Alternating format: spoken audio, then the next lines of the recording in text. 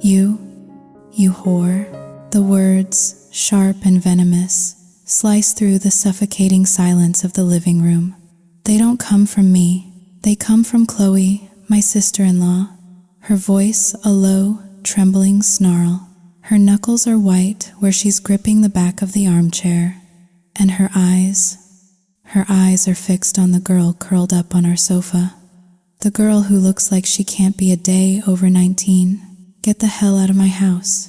The girl flinches, pulling a cheap-looking duffel bag closer to her chest as if it were a shield.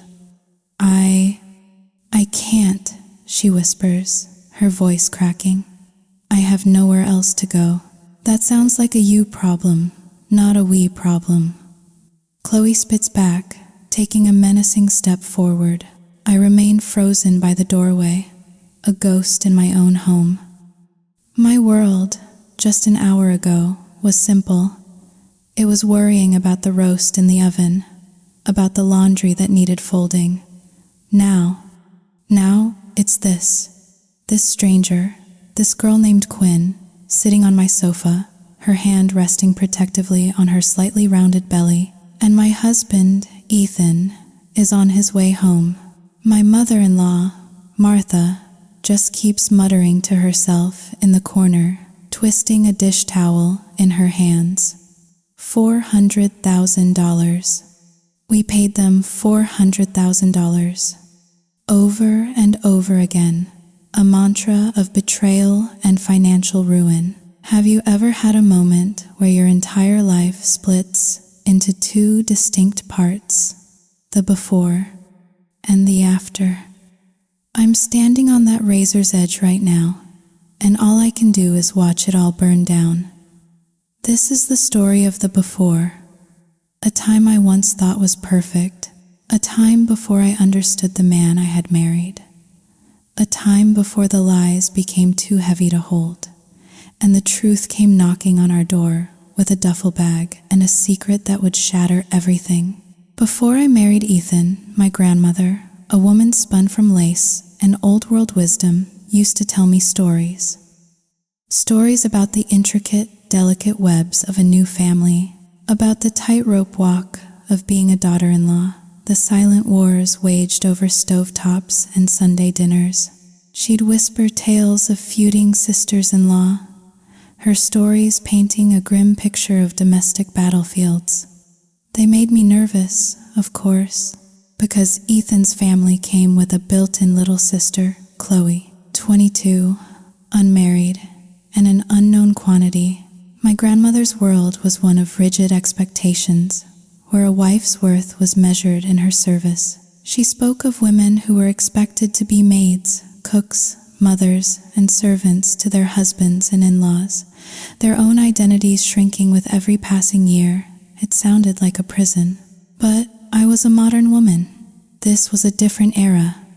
Equality was the air we breathed, or so I believed. The kind of patriarchal nightmares my grandmother described felt like faded photographs from a distant past. They couldn't touch me. Besides, I knew my strengths. I could talk my way through anything, and my moral compass was solid. I knew how to live, how to give and take. I was convinced my life at Ethan's family home wouldn't be so bad. My name is Faith. I was 25 and 3 months into my marriage. My husband, Ethan, was 2 years older. His family was a constellation. There was his older sister, Olivia, already married and with a life of her own. And then there was Chloe, the youngest. His parents, Martha and David Peterson, were the hard-working, salt-of-the-earth types who owned a small, beloved diner just off the main street, the kind of place that always smelled of fresh coffee and bacon. My life was stable. I was an accountant at a local bank. Ethan was a promising architect, his salary more than comfortable. Olivia worked in the same field as her brother, while Chloe was a freelance fashion designer, her creations gaining a quiet buzz online. We were all, on the surface, a portrait of modern success, and I swear to you, I tried. I really did. I wasn't just playing the part of the perfect daughter-in-law. I genuinely wanted to build something real. The house ran on an unspoken rhythm. If I cooked dinner, Chloe would wash the dishes. If she cooked, I'd take over the cleanup. We never let the burden fall on one person. We were a team. It was simple, efficient, and it kept the peace. Why complicate things? A little consideration, a little fairness is less than #0. 3# is greater than, isn't that the key to getting along with anyone? And Chloe, she wasn't just a sister-in-law. She was a revelation. Olivia was distant, wrapped up in her own marriage. But Chloe was brilliant. She was sharp, witty, and fiercely loyal. She became my ally, my confidant, my anchor in the Peterson house. My in-laws were particular, thrifty to the point of obsession. My arrival threw their carefully managed ecosystem into chaos. I have this little anxiety, you see. I always worry there won't be enough food. So when I'd go grocery shopping, I'd buy in abundance. I'd come home with enough steak to feed an army. And Martha would sigh, her lips pursed in disapproval. Faith, you only need to buy enough for one meal. We can always go back to the store tomorrow. This is wasteful. I just scratch my head and smile sheepishly. Sorry, Martha, I was afraid it wouldn't be enough. How much is enough? Less can be enough, and more can be enough. You just have to plan, she'd lecture. But before the words could sting, Chloe would swoop in, grabbing a package of steaks from my bag. I told her to buy this much, Mom, she'd say, her tone breezy and defiant. You never buy enough for me. I'm a growing girl, you know. Martha would scowl at her. Eating so much red meat isn't healthy. It's a waste of money and it's bad for you. I'm young. I need it to grow big and strong so I can finally find a husband, Chloe would retort, winking at me. That, of course, would set Martha off on a new tangent. Speaking of which, I haven't seen you bring a single boy home. Are you ever going to get married? Nope. I'm destined to be a spinster, Mom. Didn't you hear? No one wants me. Then Martha would turn her attention back to me, her voice softening. Faith, you know some nice young men at the bank, don't you? Find someone for Chloe. I can't afford to keep feeding her like this.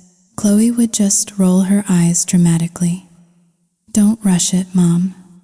A psychic told me I won't get married until I'm 25. You're just wasting your breath. Her banter filled the house with a chaotic, joyful energy. I dreaded the day she would eventually marry and move out. The silence she'd leave behind would be deafening. Faith and Chloe. Sister-in-law was just a title. We were friends. We were conspirators. Our tastes aligned perfectly, especially when it came to food.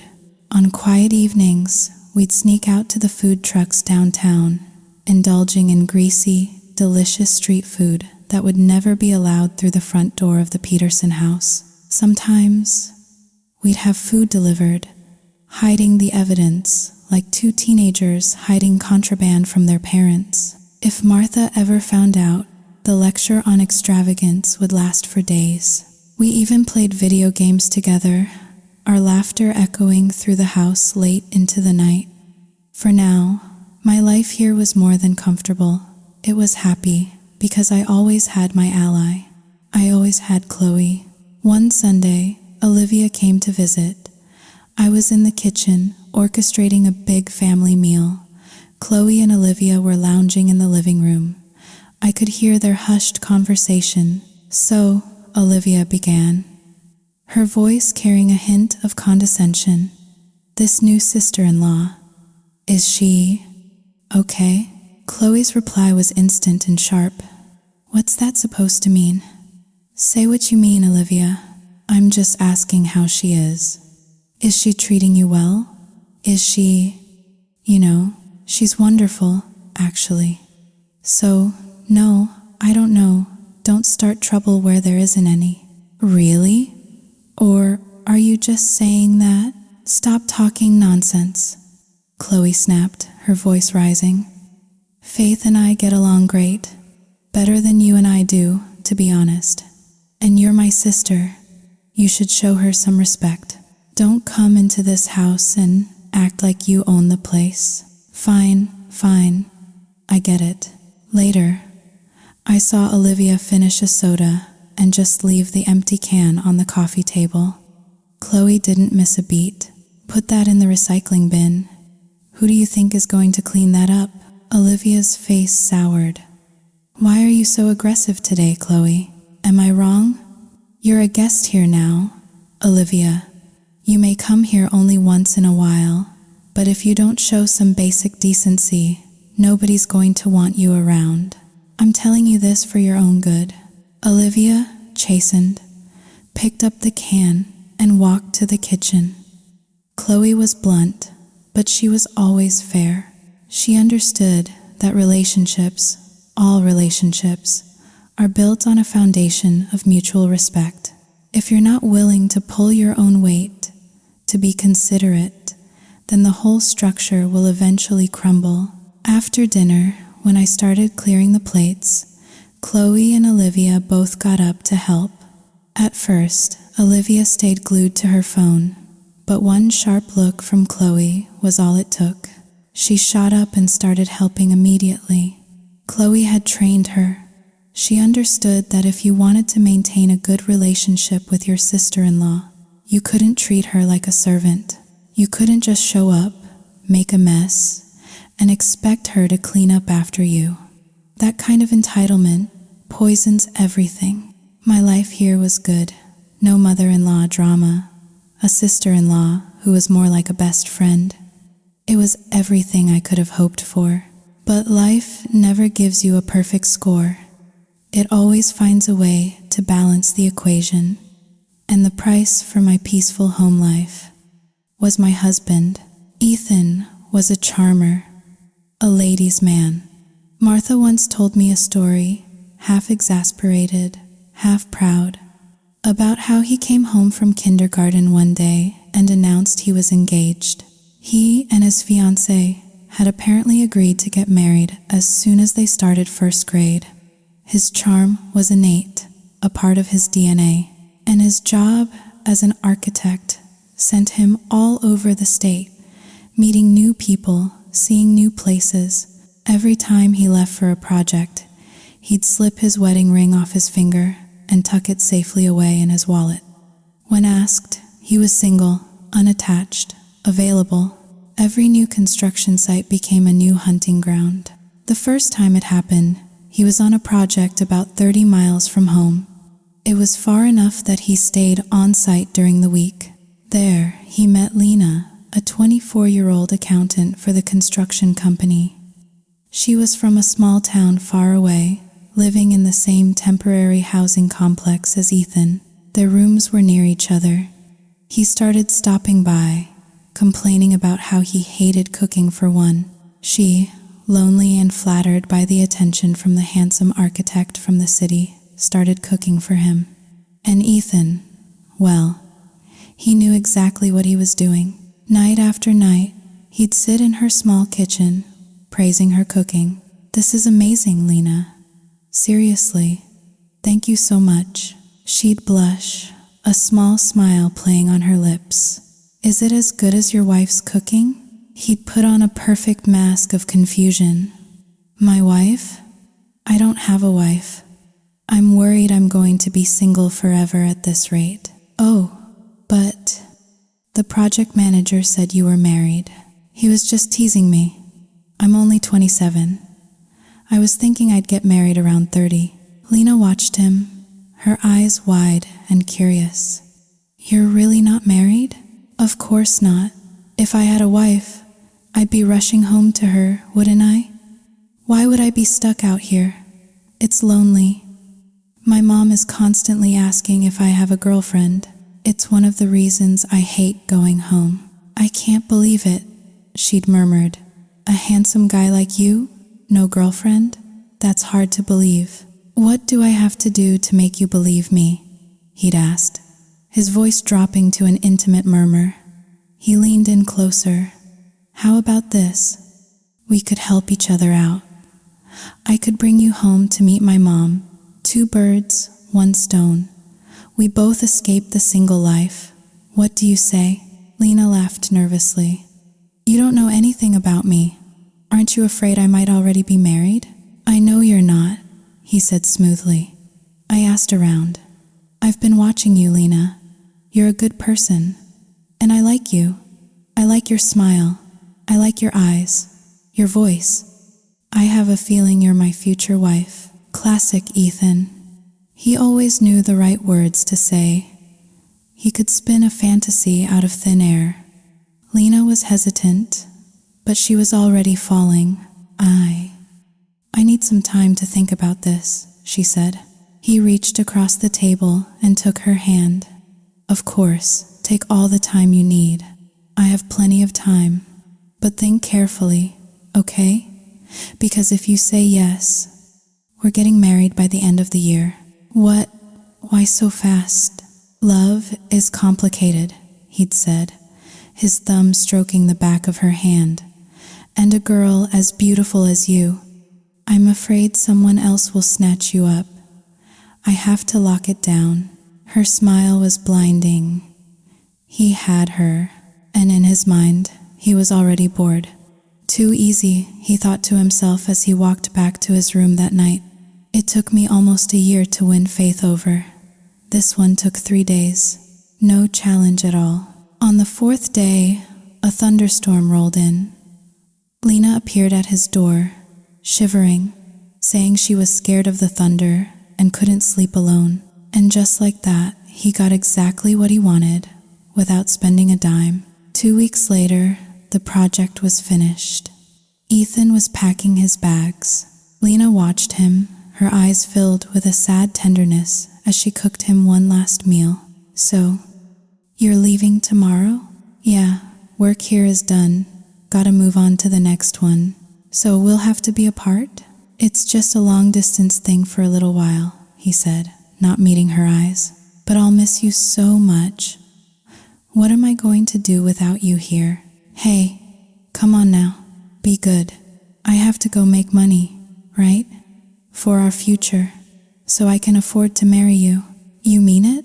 She asked, her voice small. Of course, I mean it. You have to trust me. Then why do you always make me take the morning after pill every time we sleep together? He had a ready answer for that too. I'm doing it for you, Lena. Think about it. If you got pregnant now, before we're married, what would my mother think? She'd think you were easy, that you trapped me. People in my town, they're old-fashioned. It's better if we get married first. It's the right way to do things. Okay, I understand. She nodded, convinced.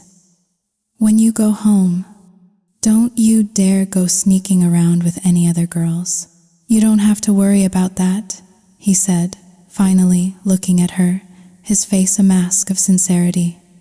When I love someone, I love them deeply. I love you, Lena.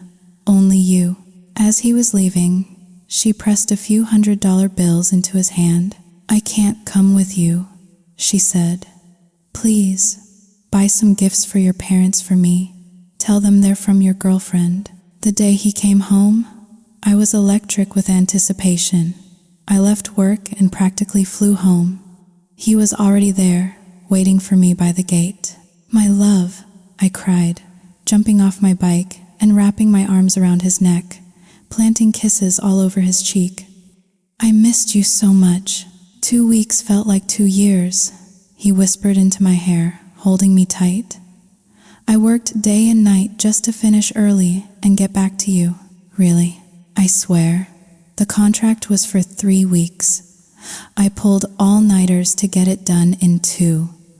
All for you. Oh, Ethan, I love you. My heart felt like it was going to burst. Just then, Chloe walked by, rolling her eyes. Oh, please, I worked so hard. You look like you've gained 10 pounds, and you're looking a little soft around the middle, big brother. Too much beer? Hey, I'm just saying what I see, she said with a shrug. I'm just wondering why you're still single. He shot back. Oh, trust me, I'm doing it for you. If I got married, you'd have no one to bicker with. You'd be bored. Our house was always like that, full of life. Chloe's absence would leave a hole none of us could fill. She started helping me unpack the gifts Ethan had brought back. Smoked meats, cheeses, fresh fruits from the countryside. Her brow furrowed. Wow, he bought a lot. This must have cost a fortune. Don't worry about it, Ethan said a little too quickly. It was free money. Chloe narrowed her eyes, looking straight at him. Free money? Ethan realized his slip-up. My boss gave me a bonus for finishing the project early, so I used it to buy stuff for everyone. Chloe stared at him, her gaze unwavering. You look guilty. You did something wrong, didn't you? What? No. Don't be ridiculous. He glanced around nervously, as if looking for an escape. Faith's in the kitchen. She can't hear you, Chloe said, her voice low and dangerous. Don't look around. Look at me. Did you do something? Don't be crazy. I didn't do anything wrong, I swear. Yeah, right. The day you swear on something is the day pigs fly. I know you, Ethan. I know your history. One guy, 3 or 4 girlfriends at the same time back in college. That was college. I'm a married man now. I have to be serious. You better be. You have to be responsible for Faith. You mess up, you cheat on her, and I will personally end you. You understand me? I know. You don't have to lecture me. He pulled a wad of cash from his pocket. Here, take a few $100. Go buy yourself some new clothes. I don't need your hush money. Just take it. It's my bonus. I have plenty. A big bonus, huh? She said, snatching the money. Fine, but tomorrow's Sunday. You're taking Faith out for a nice dinner, and you're buying her a new dress. A wife is someone you cherish. Got it? I was already planning on it, he grumbled. God, you protect her more than you protect me. I'm your brother. I protect everyone in this house, she said coolly. I'm the youngest. You're all supposed to spoil me. Remember that. He just nodded, defeated. Yes, ma'am. As Chloe walked away, Ethan let out a long, slow breath. Phew, that girl is terrifying. Nothing gets past her. I have to be more careful. At home, he was the perfect husband, attentive, loving, sweet. Whatever I asked, he'd do. He was so good with his words, so charming, that he had everyone fooled. But that other side of him, the philanderer, no one was better at it than him. As soon as he was out of town, he was like a different person, a predator. He was handsome, fair-skinned, with an intellectual air about him. The girls never stood a chance, but he had one fatal flaw. He got bored easily. Once the conquest was over, he'd disappear. And because he was so sweet and attentive when he was home, I never suspected a thing, not for a long, long time. This new project was close to home, so Ethan was back to being a 9-to-5 husband. The nights were ours again. He'd take me out for drinks, for late-night drives. He'd hold my hand in public, his thumb tracing circles on my skin. In cafes, he'd pull my chair out for me, a small, anachronistic gesture that made the young waitresses sigh with admiration. He was the perfect man, a walking, talking romance novel hero. I now understand that this was his greatest talent. He could inhabit a role so completely, you'd never believe it was a performance. He was a man of multiple personalities, each one tailored to a specific audience. A chameleon. That Sunday, he slept until noon. I had tried to wake him earlier. "Ethan, honey, we're supposed to go to my parents for lunch," I'd whispered, nudging his shoulder. He just groaned, his eyes sealed shut. "Too much beer with your sister last night. My head is splitting." So I let him sleep and went alone. When I got back that afternoon, Chloe was in the kitchen, humming to herself as she prepped for dinner. Ethan stumbled downstairs, rubbing his temples. "Wife? Where's my wife?" he called out. Chloe shot him a look of disdain over her shoulder. "The kind of man who sleeps like the dead. Faith tried to wake you to take her to see her parents, but your eyes were glued shut, so she went by herself. It's all your fault. You're the one who kept pouring me beers. And now you're blaming me?" She scoffed. "Fine. Tonight, we do it again. I'll get you so drunk you won't wake up for a week." "Please, no. I have to work tomorrow," he pleaded, collapsing onto a kitchen stool. "I'm going back to bed. My head is killing me." "Go on then. I'll call you when dinner's ready." As Ethan trudged back upstairs, the doorbell rang. Chloe wiped her hands on her apron with a sigh. "My parents are out of town, and Faith is at her parents' house. Who could that be?" She walked to the door, calling out, "Just a minute." When she opened it, a young woman stood on the porch, looking lost and exhausted. "Hi," the woman said timidly. "Can I help you? Is Ethan Peterson here?" Chloe's internal alarms, always finely tuned, began to sound. "He is? And you are?" "My name is Lena. I'm Ethan's girlfriend." Chloe's face remained a perfect, placid mask, but inside, a cold knot of certainty tightened. She had suspected her brother was a dog, but she never had concrete proof. Now, here it was, standing on their doorstep. She smiled, a bright, welcoming smile that didn't reach her eyes. "Oh, really?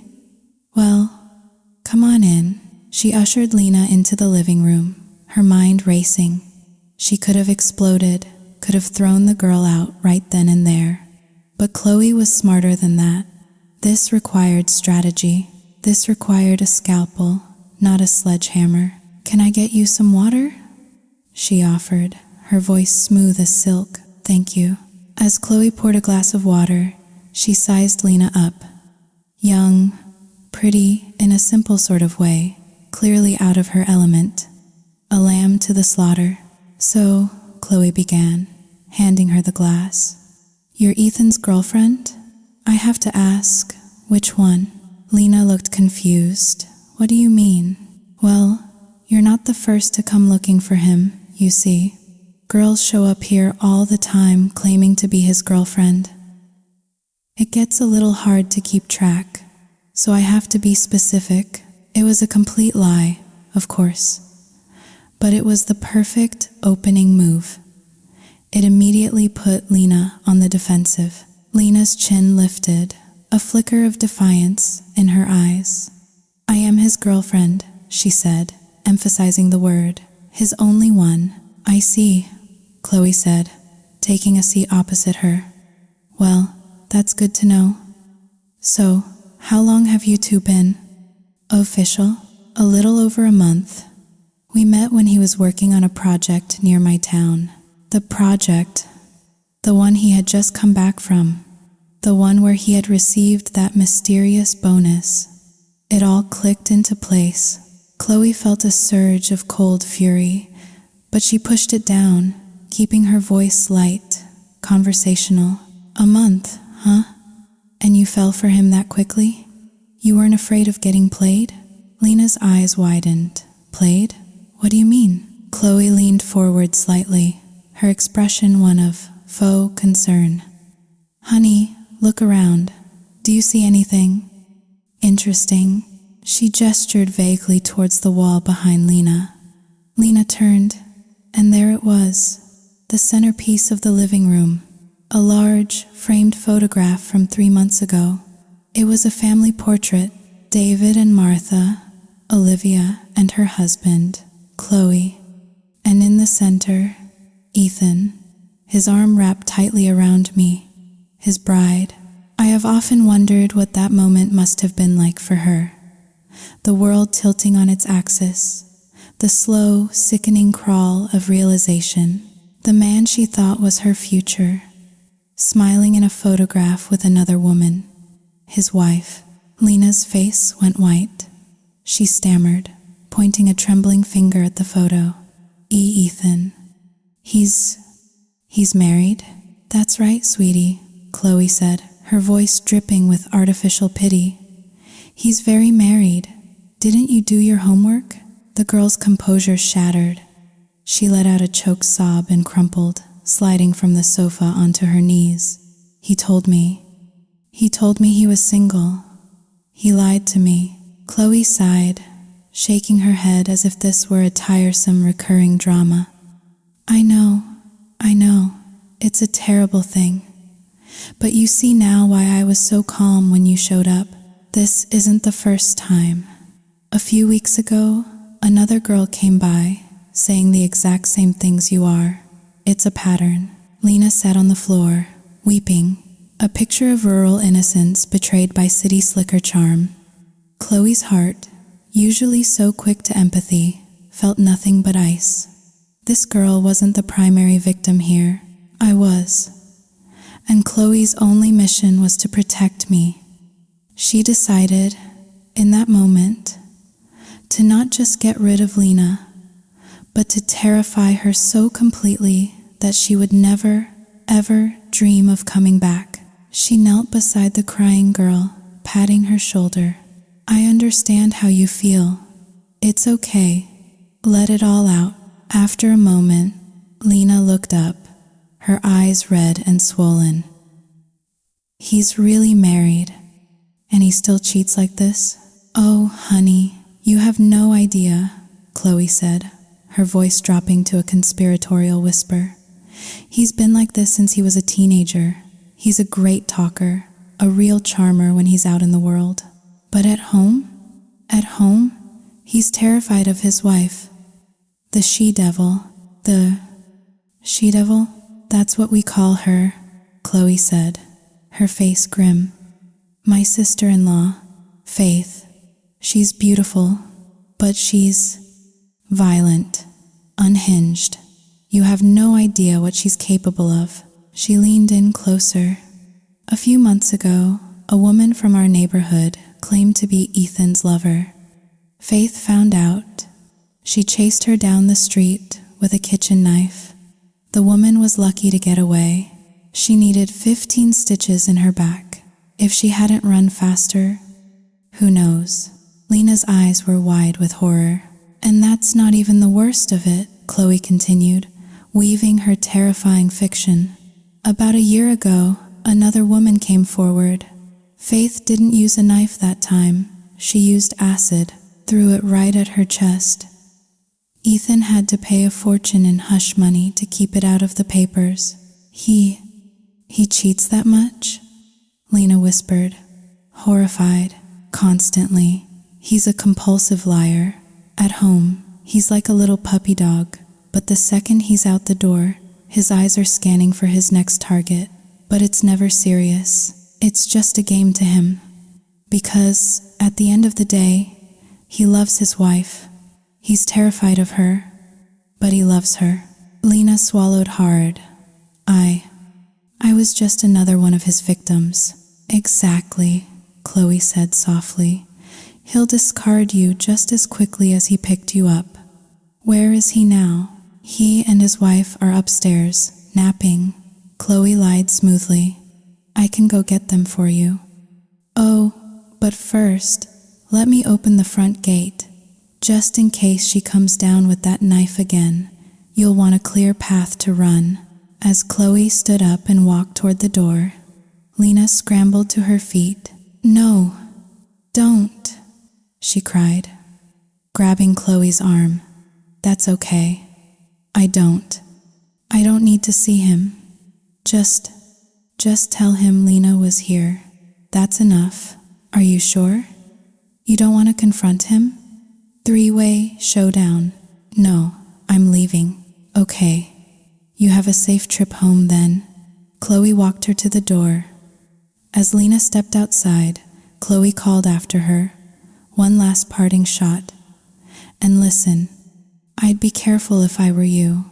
If Faith finds out you were here, well, you saw what happened to the others. Acid burns are permanent. You're a pretty girl. It would be a shame to ruin that. Lena didn't even look back. She practically ran down the street. Chloe watched her go, a grim satisfaction settling in her gut. Then she noticed the duffel bag Lena had left behind on the floor. She picked it up and opened it. Inside, she found smoked meats, homemade jams, farm-fresh eggs, the exact same kind of gifts Ethan had brought home from his last trip. The final piece clicked into place. The bonus money was a lie. He had been using this girl, eating her food, taking her money, and then bringing the spoils home to his own family. A low growl escaped Chloe's lips. That son of a bitch. Today, you die. She stormed through the house to the laundry room and grabbed the long metal pole we used to hang clothes. Armed and seething, she marched upstairs. His bedroom door was unlocked. She kicked it open. Ethan was still passed out on the bed. Without a moment's hesitation, she swung the pole and brought it down hard across his legs. He shot up, screaming in pain and confusion. Chloe, what the hell is wrong with you? Why did you hit me? You worthless piece of trash, she screamed, her voice raw with rage. Today, I'm going to teach you a lesson about lying. She swung again, this time hitting him squarely on his backside. He yelped and tumbled off the bed, scrambling to crawl under it for safety. Chloe, stop. Are you crazy? Why are you hitting me? You liar. You cheat. Calm down. There must be a misunderstanding. Misunderstanding? She shrieked. Your girlfriend Lena just stopped by. She brought you more gifts from the country. Under the bed, Ethan went silent. He knew he was caught. Lena, she came here, he whimpered. Yes, and lucky for you, I got rid of her. If Faith had found out, what do you think would have happened to you, huh? He stayed silent, huddled under the bed. Chloe was beyond reason. She started jabbing the pole under the bed frame, again and again. Ow! Stop! Chloe, stop! He cried. I'm sorry. I know I was wrong. I promise it will never happen again. I swear. What did I tell you before? She yelled, her voice breaking with fury. I warned you not to betray Faith, but you're deaf, aren't you? You don't listen. I'm sorry. It was her. She kept seducing me. I didn't even like her. Don't you dare try to spin this, she raged. Don't you dare. She landed another solid blow on his leg. Just then, I walked through the front door.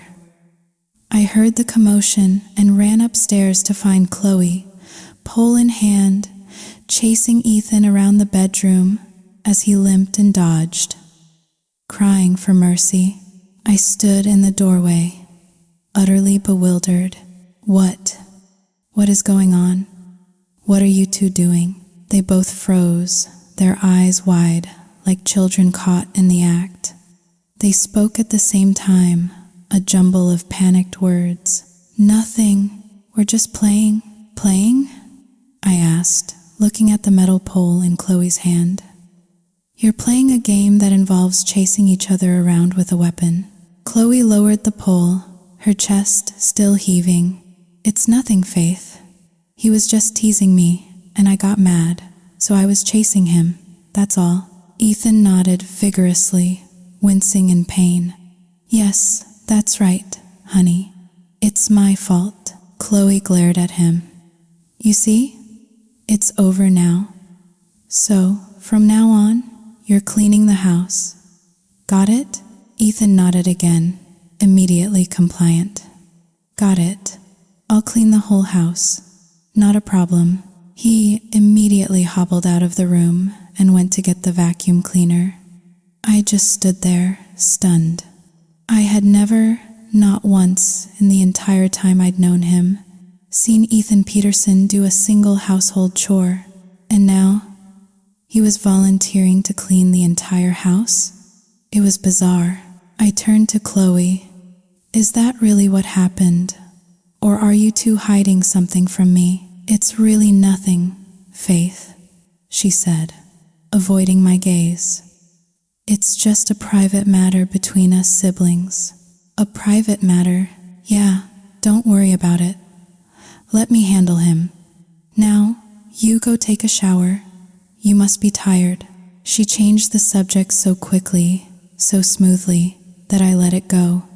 But a seed of doubt had been planted. Something was wrong, very wrong. That night, Ethan went to bed early. Are you okay, honey? I asked, touching his forehead. Just tired, a little sore. I'm going to sleep now. You can sleep later. I was about to get into bed myself when Chloe knocked on my door. Faith, I'm craving tacos. Let's go on a late night run. And so we went, leaving Ethan alone in the house. He was in agony. He stood in front of the full-length mirror, carefully pulling down his pajama pants. His back, his thighs, his rear, they were covered in angry, purple welts. Bruises were already forming. Ow. He winced. How am I supposed to sleep? It hurts to sit. It hurts to lie down. He had no one to blame but himself. He had played with fire, and his own sister had burned him. But he was lucky. At least his wife didn't know. That girl is vicious, he thought. No humanity at all. When I finally got home and slid into bed, I wrapped my arm around him. He flinched violently away from my touch, letting out a sharp hiss of pain, though his eyes were squeezed shut, pretending to be asleep. That was strange. What was wrong with him? I quietly slipped out of bed and turned on the small bedside lamp. The soft light cast a glow over his sleeping form. Gently, I lifted the back of his shirt, and I gasped. 3 distinct, swollen lines, already turning a deep shade of purple, marred the skin of his back. I carefully pulled back the blanket and peered at his legs. Another welt on his thigh. He was covered in them. These weren't random bruises. They were deliberate. They were the marks left by a weapon. And I knew exactly what weapon it was. The metal pole. The chase around the room. The strange, forced explanation. It all crashed down on me at once. Chloe hadn't been playing. She had beaten him, savagely. And Chloe, my kind, rational, level-headed Chloe, would never do something like that unless he had committed a sin so grievous, so profound, that it warranted such a brutal punishment. I lay awake for the rest of the night, my husband's bruised body beside me, my mind racing. What had he done? What terrible secret was he hiding from me? The next morning, the alarm shrieked. Ethan groaned, a wounded animal sound, and fumbled to silence it. He tried to sit up, then fell back against the pillows, his face pale and tight with pain. Honey, wake up. You're going to be late, I said, my voice hollow. I had barely slept. I can't, he mumbled, his eyes still closed. My whole body aches. I think I'm sick. I'm calling in for the day. Okay, I said, my voice betraying no emotion. I'll go get you some soup. Thanks, honey. He turned his face away from me and curled into a ball. I went downstairs. Chloe was in the yard, going through her morning yoga routine, her body moving with a fluid grace that belied the violence of the previous day. Chloe, I said, my voice flat, I'm going to the market to buy some broth for Ethan. Do you need anything? She stopped mid-pose, turning to look at me. Her expression was unreadable. Soup for Ethan. Is he sick? He says he is. He was fine yesterday, she said, a little too casually. I was about to press her, to demand answers, but I stopped myself. I needed to see this play out. I went to the market, and when I left, I saw Chloe go back inside the house. I knew where she was going. She found him upstairs, still huddled in bed. Ethan, she said, her voice a low command from the doorway. He flinched. Are you sick? My body hurts, he mumbled into his pillow. Good, she said. There was no sympathy in her voice. I might have hit you a little too hard. I apologize for that. Her apology was an insult, a cold, sharp blade. But I hope this pain serves as a permanent reminder. I hope it's a lesson you never, ever forget. Do you understand what I'm saying? He just nodded, not daring to look at her. You're still breathing, so you're lucky. Don't ever test me again. She turned and left, her footsteps silent on the stairs. He was afraid of her, but his fear wasn't strong enough to make him change. If he had really been afraid, he would have confessed everything to me, begged for my forgiveness. But he didn't. He chose to hide, to lie, to hope the storm would pass. When I got back and went to work at the bank, the uncertainty was eating me alive. I pulled out my phone and sent a text to Chloe. Faith, Chloe, you have to tell me what happened yesterday. Why did you hit Ethan so hard? Her reply came back almost instantly. Chloe, it's our business. Sibling stuff. Don't worry about it. Faith, sibling stuff? What could he possibly have done that would make you beat him like that? Please, just tell me, Chloe. When the time is right, I'll tell you. I'm busy right now. She was stonewalling me. But her evasion was, in its own way, a confirmation. It wasn't a silly sibling squabble.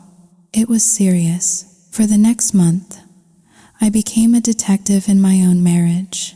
I searched for clues, for any sign of betrayal. But Ethan was on his best behavior. He came straight home from work every day. He was sweet, attentive, and stayed glued to my side. He was a man walking on eggshells. I found nothing. No suspicious texts, no strange calls, no unexplained credit card charges. After a month of fruitless searching, I started to doubt myself. Maybe it really was just a family matter that I had blown out of proportion. I decided to let it go. 2 months later, he got a new assignment, a project about 60 miles out of the city. As I packed his suitcase, a familiar dread began to creep back in. Chloe seemed to share my anxiety. She paced the living room, watching me fold his shirts. The company car arrived. I wheeled his suitcase to the door. Car's here, honey. He came downstairs, and Chloe immediately cornered him. This one's a bit far, isn't it? She said, her eyes narrowed. It's only 60 miles. I'll be gone for 2 weeks, maybe 4 at the most. He turned to her, forcing a smile. You'll take care of Mom, Dad, and Faith for me, right? That's not what you need to be worried about, she said, her voice dropping so only he could hear. You need to worry about yourself. Don't do anything stupid. When you get there, don't you dare start flirting with the local girls. Faith is a good woman. She loves you. Don't you dare do anything to hurt her. If I find out you've been up to your old tricks, I swear to God, Ethan, I will kill you.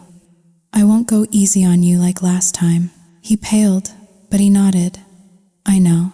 I brought his things to the car, oblivious to the threat that had just been issued. He kissed me goodbye, a long, lingering kiss that felt more like a performance than a genuine expression of love. I watched the car disappear down the street, a pit forming in my stomach. I hated it when he was away. The truth was, our marriage was already under a quiet strain. We had been married for 7 months, and I still wasn't pregnant. 2 months prior, we had gone for a full checkup. The doctor had pronounced us both perfectly healthy. So, why wasn't it happening? This month, I went back for another round of tests, just to be sure. Chloe, seeing my anxiety, insisted on coming with me. "I'm busy anyway," she'd said with a shrug. "It's better than sitting at home, and you shouldn't go alone." The results were the same. Normal. Perfectly normal. In the car on the way home, my frustration bubbled over. "I don't get it, Chloe. Everything is normal. Why can't I get pregnant?" "Hey," she said, reaching over and squeezing my hand. "Don't overthink it. One day, you'll be popping them out so fast, you won't know what to do with them all. Trust me, you're destined to have a whole brood of kids, at least 5. Her ridiculous prediction made me laugh through my tears. 5? Are you crazy? How could I ever afford to raise 5 kids? You'll manage. So just be happy, be optimistic. It will happen. Okay, I'll try. Do you see what I mean? She was more of a sister to me than my own flesh and blood. My own sister, who was the same age as Chloe, was thoughtless and cruel.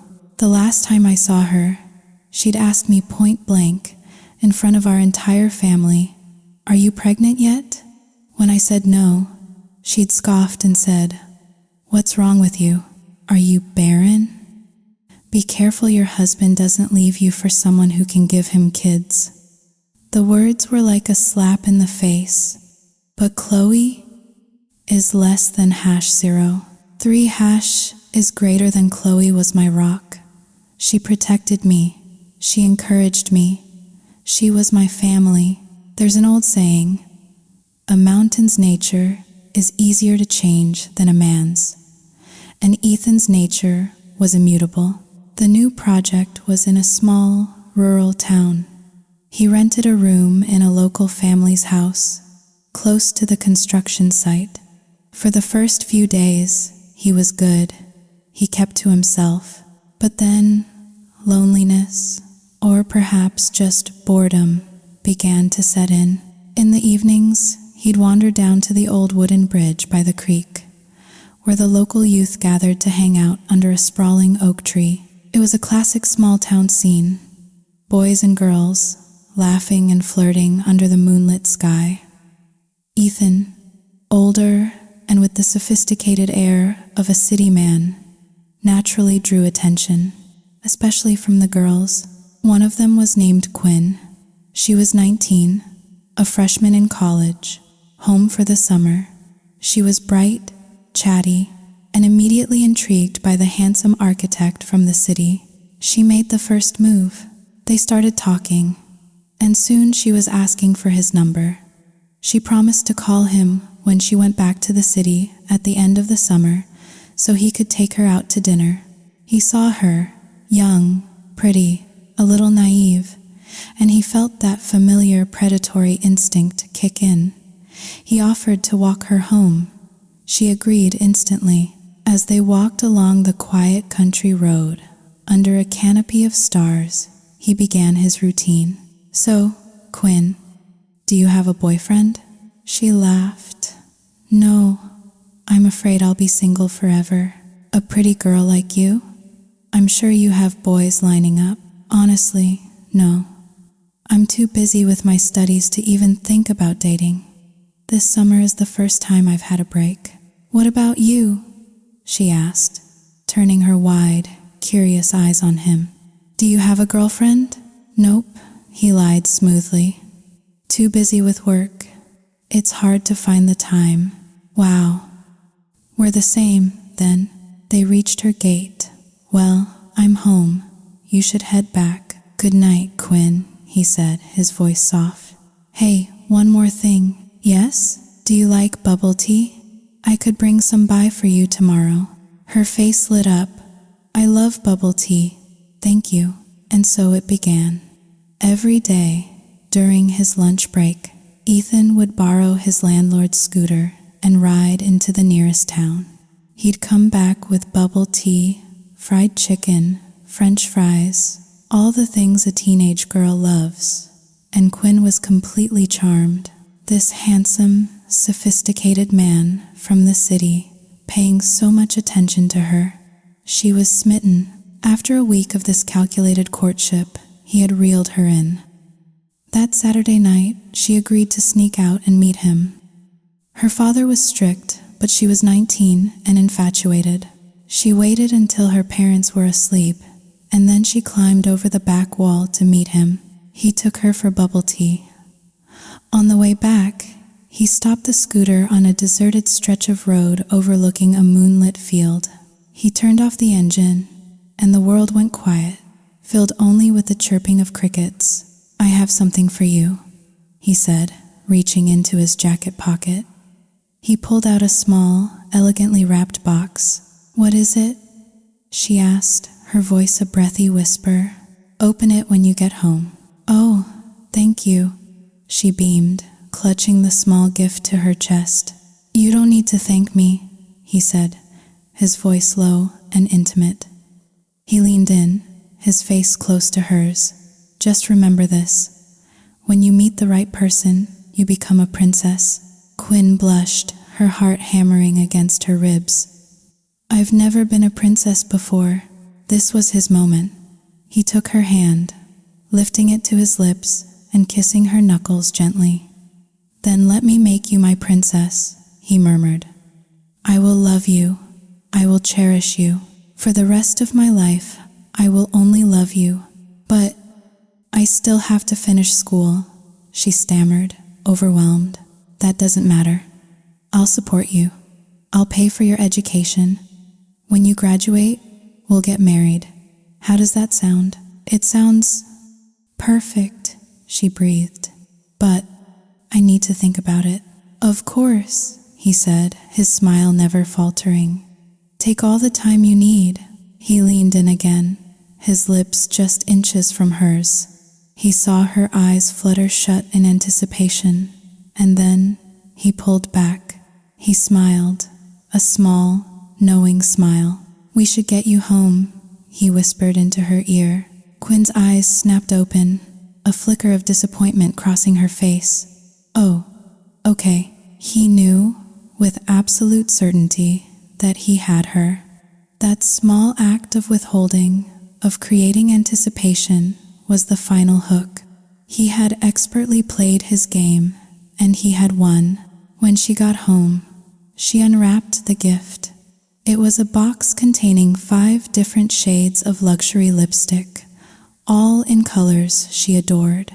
She spent the entire night sleepless, clutching the box, replaying his words in her head. She was in love. On their 3rd date, she gave him everything.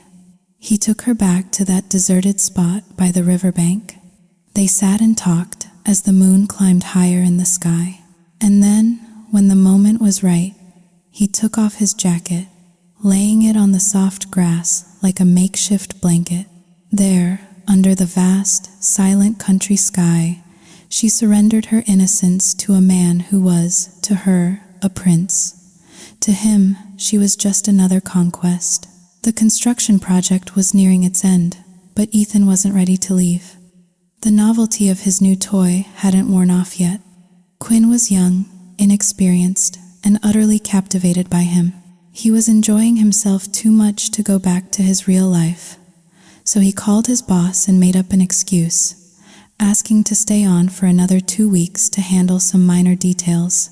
His boss, pleased with his supposed dedication, readily agreed. The affair became a routine. He even bought a small mat to keep in his scooter, so they wouldn't have to lie on the scratchy grass. Night after night, he would drive her to their spot by the river. But in a town that small, secrets don't stay secret for long. The local boys, the ones who had grown up with Quinn, started to notice. They saw this outsider, this smooth talker from the city, spiriting one of their own away every night. and they didn't like it. One night, at 11 o'clock, Ethan and Quinn were wrapped in each other's arms on their mat by the river. They were lost in their own world, deaf to everything but their own breathing. They never heard the footsteps approaching. "Quinn, this is amazing." "Amazing," Ethan gasped. And in that exact moment, the world exploded in a blinding white light. The harsh, white beams of a dozen powerful flashlights pinned them in place, stark, naked, and exposed. A group of young men emerged from the darkness, their faces set in hard, angry lines. "You son of a bitch," one of them roared. "Get him, boys." Chaos erupted. The men swarmed him, dragging him off Quinn and throwing him to the ground. Fists and feet rained down on him from every direction. He curled into a ball, trying to protect his head, but the blows kept coming. Quinn, screaming and crying, was pulled to her feet by one of the men. "It's okay, Quinn. It's your cousin," the man said, shielding her from the sight. "Just stay still." She could only stand there, sobbing, watching as they beat the man she thought she loved. "Please, stop, please," Ethan begged, his voice muffled by the dirt. But they didn't listen. They grabbed his phone and wallet, throwing them into the dark, murky water of a nearby rice paddy. They ripped his clothes to shreds. After what felt like an eternity, the beating stopped. One of the men grunted, "What do we do with him now?" Another one, clearly the leader, looked down at Ethan's naked, trembling form with utter contempt. He pointed to the freshly plowed, muddy rice paddy. "Make him work, get him down there, and make him plant the seedlings." Ethan began to cry, fat, terrified tears rolling down his bruised cheeks. "Please, no, I'm begging you. Please let me go. The leeches, they'll eat me alive." His pleas were met with cold laughter. They dragged him to the edge of the paddy and shoved him in. The thick, cold mud sucked at his feet, pulling him down. They threw a bundle of bright green rice seedlings at him. "Now plant," the leader ordered, "and while you work, you're going to sing. Sing, 'What a wonderful world.' Loudly, we want to hear it." It was the ultimate humiliation. Naked, covered in mud, his body screaming in pain, he fumbled with the seedlings, not having the first clue what to do. "Just shove them in the mud, you idiot," someone shouted from the bank. "Finish this field, and maybe we'll let you go. Now hurry up, we'll light the way for you." He sobbed, his hands shaking so badly he could barely hold the seedlings. He had never felt so ashamed, so utterly degraded in his entire life. The men on the bank howled with laughter, throwing clumps of dirt at him, spattering his face and chest with more mud. "Look at him, the naked farmer. Hey, we should just cut it off. Then he won't be able to cause any more trouble." The threat sent a fresh wave of terror through him. "Please, I have money. I'll give you whatever you want," he screamed. "We don't want your money," the leader sneered. "Just keep planting." He tried. He really tried. He sang through his sobs, his voice cracking, as he pushed the delicate seedlings into the thick mud. Then he felt it, a sharp, stinging sensation on his ankles, then another on his calf. He looked down. Dark, slug-like creatures were attached to his skin, already swelling with his blood. "Leeches!" he shrieked, a primal scream of terror. He scrambled to get out, but his feet were stuck in the mud. He lost his balance and fell face first into the paddy, emerging a moment later, sputtering and covered from head to toe in a thick black sludge. The men on the bank were doubled over with laughter.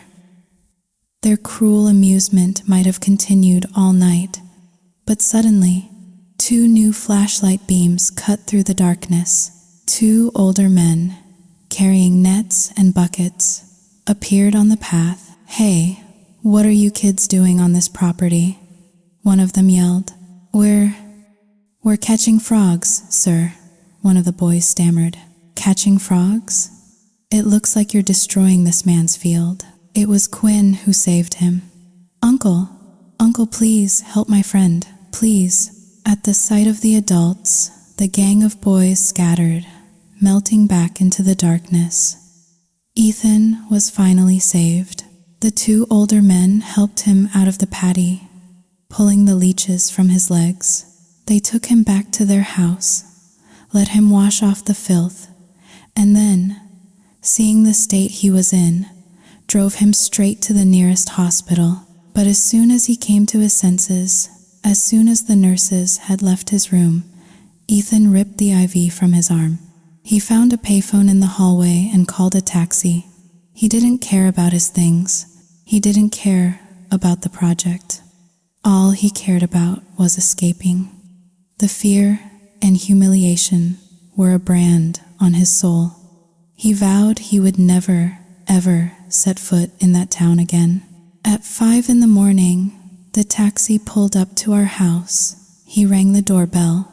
It was my mother-in-law, Martha, who answered, her face a mixture of confusion and concern. "Ethan, you're back. What happened?" "I'm home, Mom," he said, his voice weak. He stumbled past her. "Can you pay the taxi? It's $600. $600? Okay, wait here." I was asleep upstairs when he crawled into bed beside me. The movement woke me. "Honey, you're home. When did you get back?" I whispered, reaching for him. He flinched away from my touch. "Just got here." He turned his back to me. "I'm exhausted. Faith, my body aches. Let me sleep." "You're hurt? Where?" "It's nothing. I just need to rest." He pulled the covers up to his chin. "I'll be fine. Let me sleep." So I did. I got up and went downstairs, but something was wrong. I looked around. His suitcase wasn't there. His work bag was gone. It was like he had just materialized out of thin air with nothing but the clothes on his back. How strange. Ethan thought that by running home, he could escape the consequences. He was wrong. Back in that small town, the scandal was just beginning to erupt. Quinn's family, hearing the story, went looking for him at the construction site. His boss told them he had never returned, and his phone was going straight to voicemail. Her parents were furious. They locked Quinn in her room and set out to find the man who had dishonored their daughter. The man who was already married, but had come to their town and seduced their innocent girl with lies. That morning, I went to the market and bought ingredients for a rich beef noodle soup, hoping it would make him feel better. As I served it to him, I tried to pry. "You look so pale, Ethan. Are you sure you're just tired?" "I'm sick, Faith, that's all." "You must have worked so hard," I said, trying to soothe him. He just nodded, avoiding my eyes. He was terrified to even speak of that town. But the truth has a way of finding you. Just before noon, a car pulled up in front of our house. It wasn't a local car. Several large, stern-looking men got out. They were Quinn's uncles and cousins. They stormed into our house, screaming Ethan's name. He was about to face another round of humiliation, this time in his own home. I wasn't there. I was at work, completely oblivious. But Martha was there, and so was Chloe. The men dragged Ethan into the living room. They screamed at him. They hit him. They called him every name imaginable. Chloe, seeing the situation spiraling out of control, stepped in. She became the negotiator. She listened to their story, her face growing colder and harder with every word. When they were finished, she made them an offer, $400,000. It was an astronomical sum, but it was the price of their silence. It was the price to make this go away. After a tense negotiation, they agreed. Martha, in a state of shock, wrote them a check. They left, leaving a shattered family in their wake. As the door closed behind them, Chloe turned to her brother, her eyes blazing with a contempt so pure it was terrifying. "You worthless piece of trash," she hissed. "I can't believe I have a brother as disgusting as you." Ethan, knowing he had no defense, just sat there, his head in his hands. Martha started to sob. "My money, my $400,000. What have you done, son?" $400,000 is the least of our problems, Mom," Chloe said, her voice shaking with rage. "What are we going to tell Faith? Should we hide this from her?" Yes, please," Ethan begged, looking up at her, his eyes wild with desperation. "If she finds out, she'll leave me. I know she will. And she should." Chloe screamed. "She should leave you. Staying with a man like you would be a waste of her entire life." "Chloe, please," he pleaded, getting on his knees in front of her. "Calm down. Let me explain. It's not what you think." "Oh, it's not?" she sneered. "Then what is it? Tell me, Ethan. Lie to me again. I dare you." It was that girl. She seduced me. She threw herself at me. I swear, Chloe, you have to believe me." Martha, always ready to defend her son, chimed in. "He might be right, Chloe. Girls these days, they're so forward, especially the ones from the country. They see a boy from the city, and they flock to him. Maybe she did trap him." "Oh, stop it, Mom." Chloe wheeled on her. "Stop covering for him. That's the reason he's never grown up. I've made my decision. Ethan, you are going to confess everything to Faith. And then, whatever she decides to do, you will accept it." "No, Chloe, please," he begged, grabbing her legs. "If you tell her, you'll kill me. Do you want her to leave me? Please, just help me this one time. I swear on my life, it will never, ever happen again. Your swears are worthless. Please, Chloe, please." He turned to his mother. "Mom, talk to her. Help me." "Chloe, honey," Martha said, her voice soft and pleading. Maybe we can forgive him this one time. This will just be a secret between the three of us." "You're afraid of losing your daughter-in-law, aren't you, Mom?" Chloe said, her voice laced with bitterness. Why do you do this? Why do you enable him to hurt the people who love him?" Ethan pleaded with her all day. His mother pleaded with her. Chloe was a rock, unmoving, but she was also exhausted, and she loved me.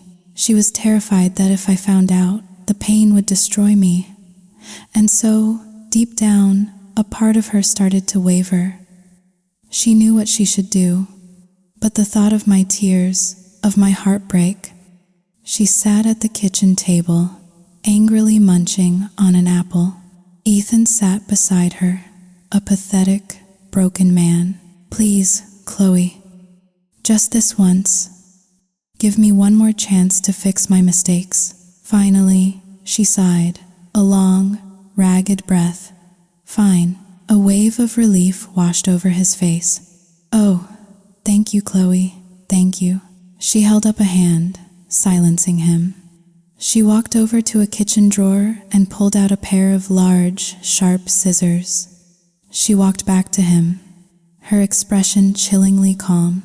"Okay," she said, the scissors glinting under the light. "Take off your pants."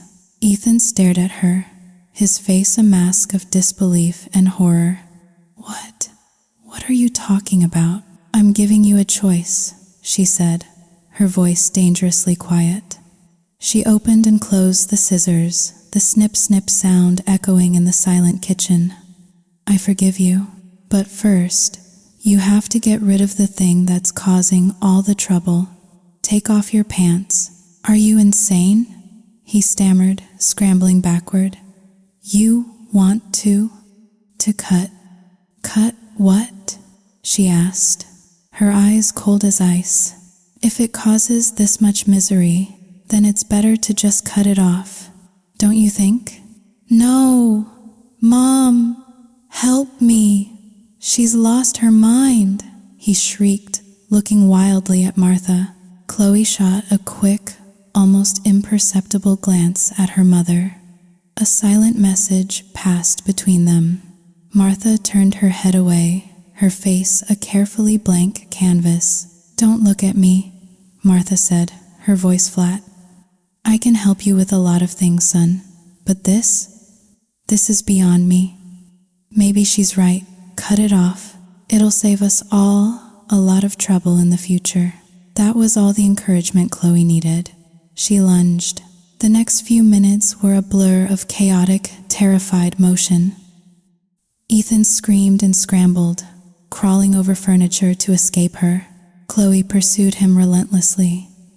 A silent, avenging fury, the scissors held high. Mom, please, save me, he cried, his voice cracking with terror. Stand still, Chloe commanded. The second I catch you, it's over. Mom, how could you give birth to a monster like her? It takes a monster to control a degenerate like you, Martha called back from the other room, her voice grim. You're too much for a normal person to handle. He was exhausted, his body already battered and bruised. He tripped over a rug and went sprawling onto the floor. It was over. Chloe was on him in an instant, straddling his back, pressing him into the cold tile. Run now, she hissed in his ear. Go on. You're so tough, aren't you? He was sobbing now, his body shaking uncontrollably. Chloe, I'm begging you. Please, please don't. She raised the scissors. Snip, snip, he screamed, a raw, primal sound of pure terror. Mom, I'm dead. He felt a strange, sudden coldness, and then nothing. He lay there, trembling, waiting for the searing pain that never came. Slowly, cautiously, he looked down. His pants were intact, but lying on the floor beside his head were two long, clean-cut strips of fabric from the crotch of his trousers. She had missed him, deliberately. Chloe stood up, looking down at him with utter disgust. He had wet himself. This is your last chance, she said, her voice trembling with a rage that was barely contained. The very last one. Next time, it won't be your pants I cut. Do you understand me? He lay on the floor, a broken, whimpering mess, and nodded. When I got home that evening, the house was unnaturally quiet. I found Ethan in our room, bundled under the covers, though it wasn't a cold night. How are you feeling? I asked, sitting on the edge of the bed. A little tired, honey. You were home all day? Did anything happen? I ran into Mrs. Gable from next door, and she said she heard a lot of shouting coming from our house this afternoon. She said some strange men were here. He stiffened under the blankets. A sheen of sweat broke out on his forehead. Mrs. Gable. Why is she so nosy? He forced a laugh, a dry, rattling sound. Oh, that was just some of my colleagues from the company. They stopped by to see how I was doing. We were just talking loudly. You know how guys get. It was nothing. Really, I said, watching him closely. She made it sound like a big fight. You know how these old ladies are. They love to exaggerate. Don't worry about it. Okay, I said, though I didn't believe a word. Well, you get some rest. I'm going to take a shower. I leaned in to kiss him, and he flinched. Are you sure you're okay? You're so jumpy. I'm just tired, Faith. Let me rest. After that day, the incident with Quinn, Ethan changed. The fear had finally sunk in, or so I thought. He became a model husband. He stopped going on long-distance projects, taking only local jobs.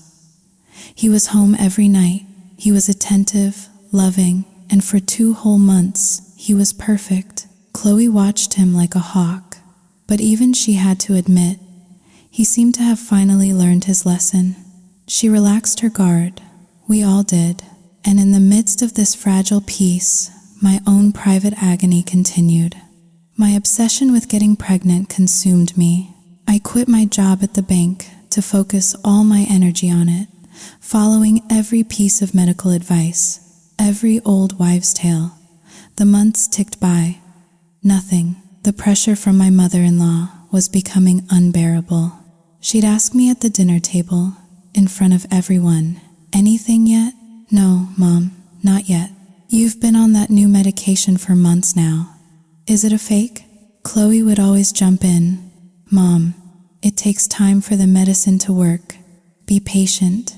But her patience was wearing thin, and my hope was starting to fade. One morning, about a week after that conversation, everyone had left for the day. It was just me and Martha at home.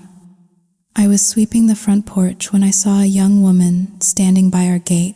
She was carrying a worn-out duffel bag and looked haunted. "Can I help you?" I asked, leaning on my broom. She hesitated, her eyes darting nervously towards the house. Is this Ethan Peterson's house?" "It is," I said, a strange feeling of unease prickling my skin. "I'm his wife, Faith. Can I help you with something?" Her eyes met mine, and in them, I saw a world of sorrow. "You're his wife?" "Yes. Do you need to see him?" Tears welled up in her eyes and began to stream down her cheeks. I'm so thirsty," she whispered, her voice cracking. "Oh, of course. Come in, I said, flustered by her sudden tears. I led her into the living room and poured her a glass of water. "Here you go. Now, what's this all about? Do I need to call Ethan to come home?" "Yes, please," she said, taking a shaky sip of water. "My name is Quinn." Quinn. The name meant nothing to me. I took out my phone and called my husband. "Hello, honey. Can you come home for a little bit? There's a young woman here to see you. Her name is Quinn." There was a sharp intake of breath on the other end of the line. "Who? Quinn?" His voice was strained, panicked. She's at the house?" "Yes, she's waiting for you. Can you come home?" "I'm on my way," he said, and hung up. The whole way home, he must have been dying 1,000 deaths. The $400,000, the signed agreement from her father, promising she would never contact him again. And now, here she was, in his house, with his wife. It was his judgment day. While we waited, I tried to make small talk. "Where are you from, Quinn?" "A small town called Harmony Creek. That's about 60 or 70 miles from here, isn't it?" I mused. "It sounds familiar." "Oh, that's where Ethan was working on a project a few months ago." "Yes," she said softly. "That's where we met." A cold dread began to seep into my bones.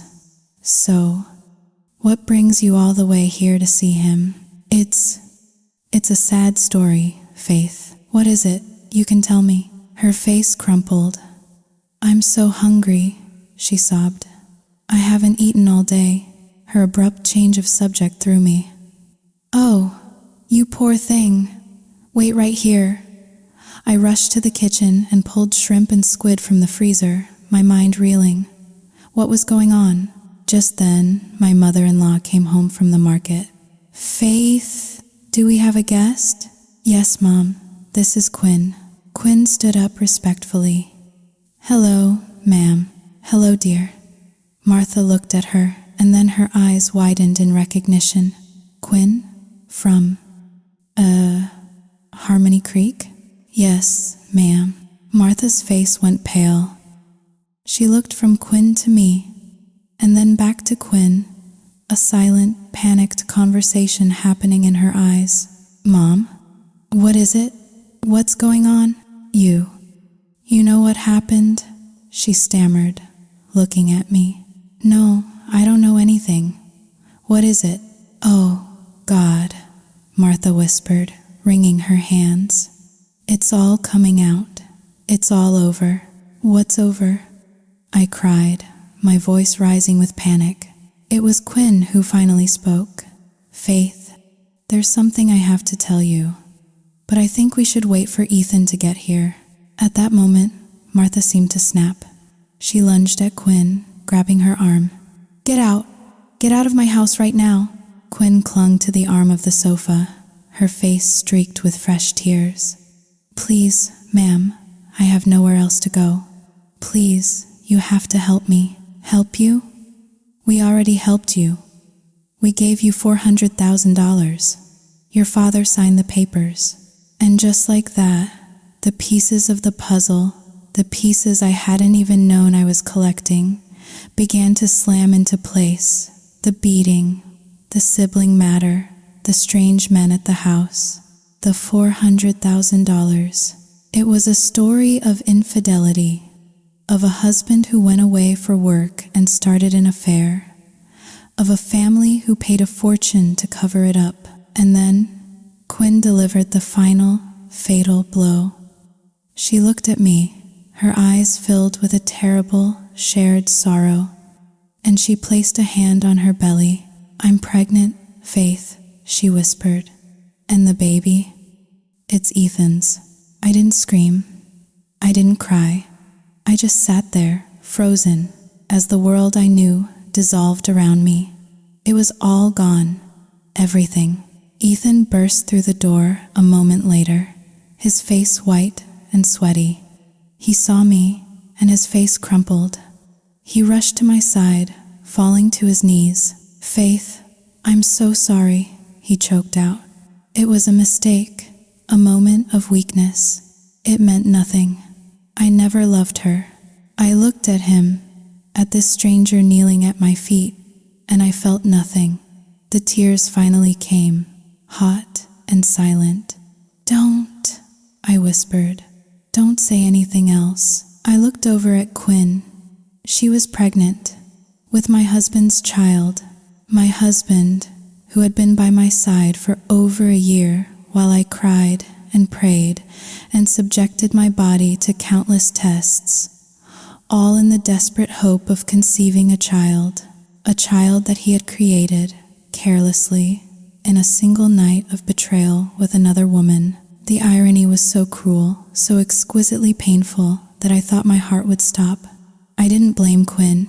She was a victim, just as I was. A naive country girl who had fallen for the lies of a charming, predatory man. The true villain was my husband. Quinn, meanwhile, seemed to have forgotten the drama. She looked up, her face tear-stained but composed. "I'm so hungry," she said again, her voice small. Numbly, I stood up. "The shrimp and squid are in the kitchen," I said, my voice sounding strange and distant. "Help yourself." She got up and went to the kitchen. I could hear her opening the fridge, the clatter of plates. She was just a child, a hungry, pregnant child, caught in a mess she hadn't created. Martha was sobbing in the corner. Ethan, what have you done to this family?" Ethan was still on his knees, begging for my forgiveness, but I couldn't hear him anymore. He was a man with no backbone, no moral compass, a man who solved his problems by begging and pleading, by making promises he had no intention of keeping. I had never been more disappointed in him. I went upstairs. I packed a bag, and I left. Martha cried. She begged me to stay, but she knew she couldn't. How could she? She couldn't abandon her own grandchild, and she couldn't ask me to stay and watch my husband raise a child with another woman. The only solution was for me to leave. Quinn stayed. Where else could she go? If she went home, her father would kill her. She had no one else.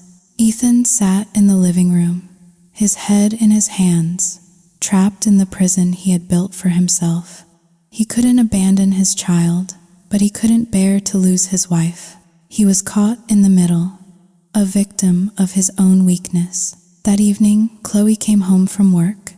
She walked in to find a pregnant stranger cooking in her kitchen, and her brother and mother sitting in a silent, grief-stricken tableau in the living room. "We have a guest?" she asked, her voice light. Then she saw my absence. "Where's Faith?" She went back to her mother's house," Martha whispered. Chloe turned to Ethan, her eyes narrowing. "Who is that in the kitchen?" It's Quinn," he mumbled. "Quinn?" The name registered. "The Quinn? From the $400,000 incident." Her face contorted in disbelief. "What is she doing here?" "She's pregnant," he said, his voice barely audible. "She came here to find me." For a long moment, Chloe was completely still. Then, with a guttural roar of pure rage, she launched herself at him. She didn't use a weapon this time. She used her fists. She punched him in the face, again and again, her knuckles connecting with a sickening thud. "You bastard!" she screamed, her voice cracking with fury and betrayal. "I am so ashamed to have a brother as worthless as you." "Chloe, stop!" he cried, trying to shield his face. "She's pregnant. I have no other choice. You should die," she shrieked, her control completely gone. "If all you do is cause pain to others, then you don't deserve to live. Just die." She kicked him, a vicious, targeted blow to his groin. He let out a strangled cry and collapsed, curling into a fetal position on the floor. Then, she turned her sights on the kitchen. She stormed in and grabbed Quinn by the hair, yanking her head back. She slapped her, hard, across the face. "Are you happy now?" she screamed, her face inches from Quinn's terrified one. "You've destroyed my family. Are you satisfied? You think because you're pregnant, I won't touch you? You're wrong. As long as I live in this house, I will make your life a living hell. Do you hear me? Please." "I'm sorry. Please let me go," Quinn sobbed. "Sorry isn't good enough." Chloe slapped her again and again. She didn't stop until Ethan and Martha managed to pull her off. By the time it was over, both Ethan's and Quinn's faces were swollen and bruised, their eyes already turning a deep, ugly purple. Ethan, from the kick, could barely walk. Chloe, shaking with an uncontrollable rage, packed a bag and left. She went to stay with a friend. She knew that if she stayed in that house, with those two, she would end up killing them. The next day, Quinn's parents arrived. They found their daughter, her face a mess of bruises, and were horrified. "Who did this to you?" her father demanded. "Was it him? Did he hit you?" "No, Daddy, it wasn't him." Just then, Ethan came downstairs, his own face a mirror image of Quinn's. Her parents stared, bewildered. "What happened here? Why are both of your faces so swollen?" "It's nothing, Dad," Quinn said quickly. "It'll heal. Please, just go home. Let me stay here." "Stay here? With this liar? He has a wife." "I'm pregnant, Daddy," she whispered, and the fight went out of them. They argued for a while, her father insisting she get an abortion and come home, but she refused. Martha stepped in, and after a long, emotional discussion, a new agreement was reached. Quinn would stay at the Peterson house until the baby was born. They would cover all her expenses. After the birth, they would decide what to do next. It was the only logical solution. Sending her back to her village, pregnant and unmarried, would be a social death sentence. I heard about the new arrangement and knew what I had to do. I drew up divorce papers and brought them to the house. Ethan wasn't there. I found Quinn sweeping the front porch, To my own surprise, I felt no anger towards her. People called me a fool, a doormat, for not hating the woman who had stolen my husband. But I ignored them. She was a child, a victim. "Hi, Quinn," I said. "Is Ethan home?" She looked down, ashamed to meet my eyes. He's away on a project, Faith. He won't be back for a month." "Oh, okay." I walked past her and sat down in the living room, the unsigned papers heavy in my hands. She followed me inside. "You should eat something, Faith. You look so thin." "I'm fine. I know you're not," she said, her voice small. "Why aren't you angry with me like Chloe is? She hates me." The other day, she came back to get some clothes, and she threw a glass at my head. She missed, but she's so scary. Chloe is. "Protective," I said. "Just try to stay out of her way." "I know this is hard to believe," she said, looking at me earnestly. "But for the whole month I've been here, Ethan hasn't slept in the same room as me. Not once. He's sleeping in the guest room downstairs. He says he's only responsible for the baby. He says he doesn't love me." "Why are you telling me this, Quinn?" "Because I want you to take these divorce papers back," she said, gesturing to the folder in my lap. "I want you to wait. Wait until after the baby is born. Please." "Why should I wait?" "Because the person he loves is you," she said, tears welling in her eyes again. "He doesn't love me. This whole situation, it's a mess. But he's only doing this out of a sense of duty, not love. Please, Faith, give him another chance." "So you want me to do what? Let him prove his loyalty to me while you live in my house, carrying his child?" The absurdity of it was almost laughable. "Yes," she said. "Love is not something you can force. And I have my own plans. After the baby is born, I'm thinking of leaving. I might let him raise the child. I want to go back to school. I want to study abroad. I'm only 19. Meeting Ethan, it was the biggest mistake of my life." "That's your decision to make," I said, standing up. "But I'm still divorcing him. I'm tired, Quinn. I can't wait anymore." "Please, Faith," she begged. "Just think of this as a trial period. A test. Just a few more months. If, after the baby is born, he still hasn't proven himself to be completely devoted to you, then you can leave. Please, just 5 more months. That's all I'm asking." I don't know why I listened to her. Maybe it was the sincerity in her eyes. Or maybe, deep down, a foolish, stubborn part of me still wanted to believe there was something worth saving. I took the papers, and I went home.